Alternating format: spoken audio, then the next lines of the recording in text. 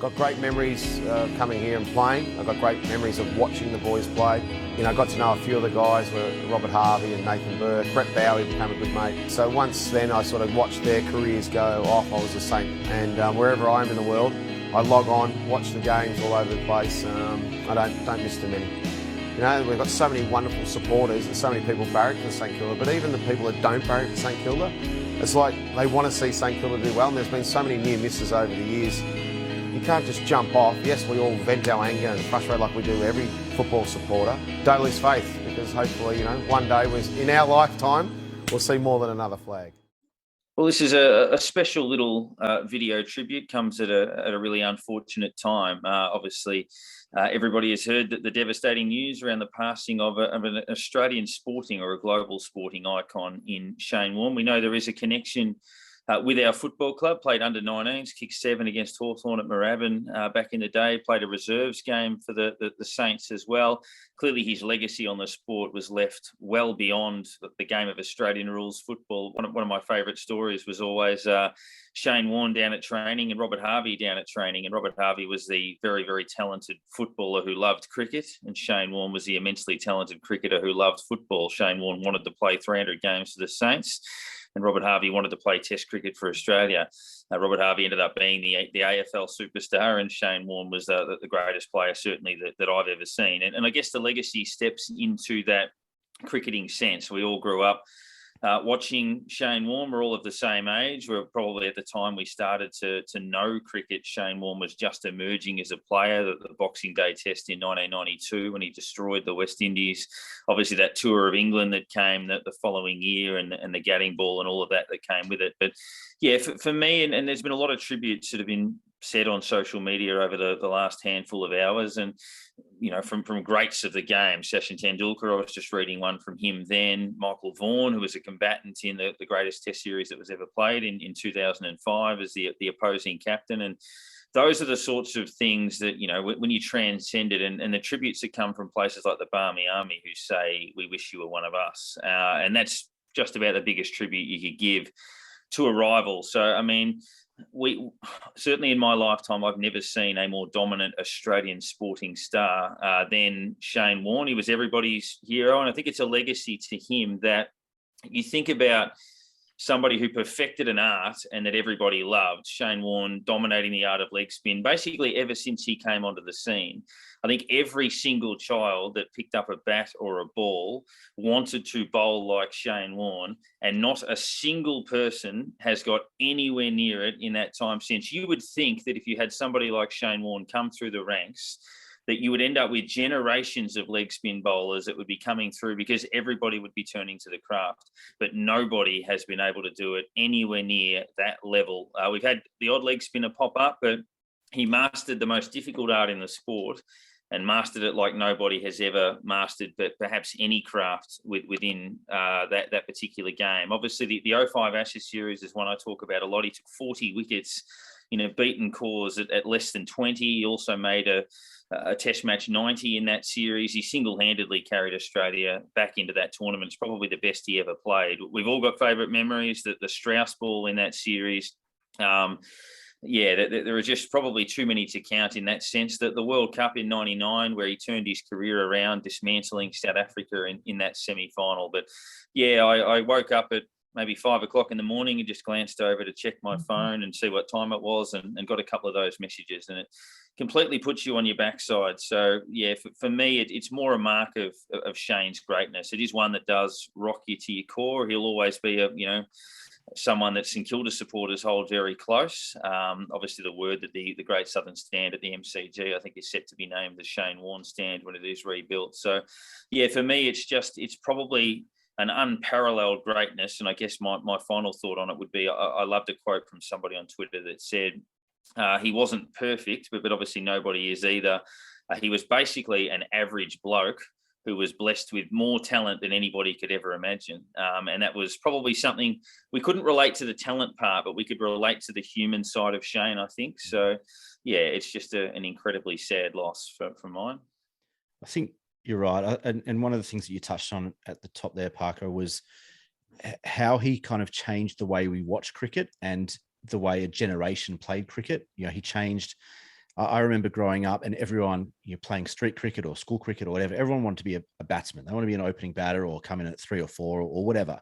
And then all of a sudden in that early 90s period, everyone switched from wanting to be a batsman to wanting to be a spin bowler. And that was for one reason. That was Shane Warne. And, I think we were probably all that kid at some point, at some level. And you're right. There was a generation, multiple generations that have come since then that have tried to become spin bowlers, and no one can get close, like you said. And that's just a testament to the man's greatness. And like you said, he was a flawed human being. He wasn't perfect. He wasn't a great person all of the time. And I think that, like you said, we can all relate to that. The one thing that we couldn't relate to was the greatness on the field and the talent. He's had more talent than almost anyone to play the game ever in any position, any role. And you can make the case that he's the greatest cricketer of all time. And I know that's a debate that all sports have, whether it's AFL football or NBA basketball or whatever it is. And because of the way that every game is played, there's always going to be debate. There's always going to be that conversation. And I think that Shane Warne is right in that conversation for cricket, regardless of batter, bowler, wicketkeeper, anything. And you said earlier that there are probably too many highlights to mention. I mean, there's the hat trick, and obviously that's an unbelievable moment, that the Gadding ball that everyone talks about, and the fact that you can create or produce the greatest moment of a sport all time at that age, at that level, with your first ball in Test cricket, in Ashes cricket, I should say, and I mean, it's just the resume is unparalleled. It's incredible. I count myself incredibly lucky that I was there that day at the MCG to see him get his 700th wicket. It's one of my favorite sporting memories. I grew up idolizing Shane Warne as a cricketer. I mean, at that age, I didn't know about, the human side and the flawed genius. He was just the genius. He was just the wizard, the spin king, the Sheik of Tweak. He was a rock star, and was the reason that I became obsessed with cricket. Dean Jones was the one who made me love cricket. Shane Warne was the one who made me obsessed with cricket. And to have lost both of those guys in the last little while is devastating. I didn't believe it when my wife came in this morning and told me that Shane Warne had died. I made her repeat it 3 or 4 times because I couldn't quite wrap my head around the sentence. And I'm sure it will take a lot of people a lot of time to comprehend that. And it's just a very sad day. And pretty much same situation for me. My wife got up a bit before me and came in and said, Warnie's died. I just sort of thought, you've read something somewhere that's maybe not right. I had to look it up myself and gone, wow, it's not what you sort of expect, especially after we've just had Marsh yesterday. And at the end, they've also fallen on the same day when you,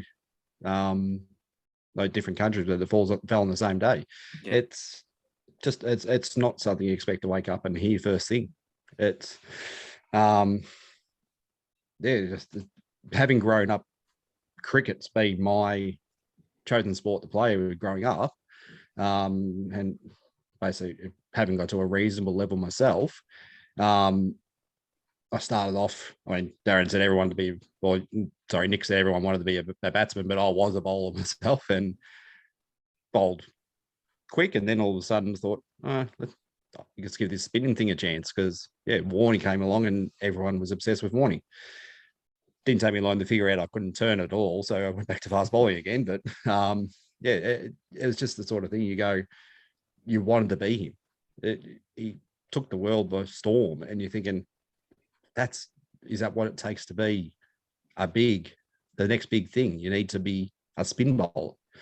But I remember a dress up day. I went as Warnie. It's in primary school, and it's just someone who just had a massive impact at a very young age, and then it just grew and grew, and it went around the world. And there's probably more. One way to think about it is there's probably more Warnie fans in India than there is Australia. That gives you the idea that just how big he is around the world. It's it's hard to sort of comprehend, thinking how many people enjoy what you've done. Like we've got, I don't know, a couple of thousand fans. He could possibly have billions of fans. It's it's just something you sort of think the impact he has had on everyone. So the connection we've got with him, with the club that we love, and that you sort of think that it's great to have shared something with him. Where unfortunately he never got to see us take the Holy Grail. It got close, but you can just imagine what a Warnie part would have been after a Segunda Premiership. That would have shut down Brighton. It's just crazy to think that what that could have been, but it would have been something to, if you could have got to, that would have been what you wanted to get to, because that would have been the place to be after we finally get there. But it's something that we, as we say, unfortunately, we didn't get a chance to speak to, but we'll keep going and we'll do what we do today, and we'll move on. I think tonight the boys will be wearing black armbands, I'm certain, and try and pay a good tribute to him. Unfortunately, it's only a practice match, but it would have been nice if the real footy was starting tonight and it was a proper match. It was, people were taking it a bit more seriously, but all the same, the boys will get out there and hopefully putting a good effort for him. One of the things you mentioned there, H, was one of the reasons that he was so loved and the impact that he had on so many. And the fact that he loved our footy club and St Kilda and Melbourne as a city and all those things so much, it was such a big part of who he was, made him that, even more relatable. And because at the end of the day, he was just one of us. He was a footy fan. He loved sport. He loved being in Australia, and he loved being from Melbourne. And he loved our footy club, and we loved him for it. Yep, I think that's a fair assessment. A man who wore the number 23 at international level because he loved Stuart Lowe in an era, as you say, when the world was dominated by fast bowlers from the West Indies through the 70s and the 80s. Instead of doing it with raw pace and power, he did it literally with magic. 1,319 first-class wickets, 1,001 international wickets, first player to 700 test wickets, most wickets ever in a calendar year when he took 96 in 2005, 195 Ashes wickets, 38 times took 5 wickets in an innings at international level, 10 times took 10 wickets in a match, won the Ashes 7 times, won the World Cup in 1999, and forever a Saint. Rest in peace, Shane Warne.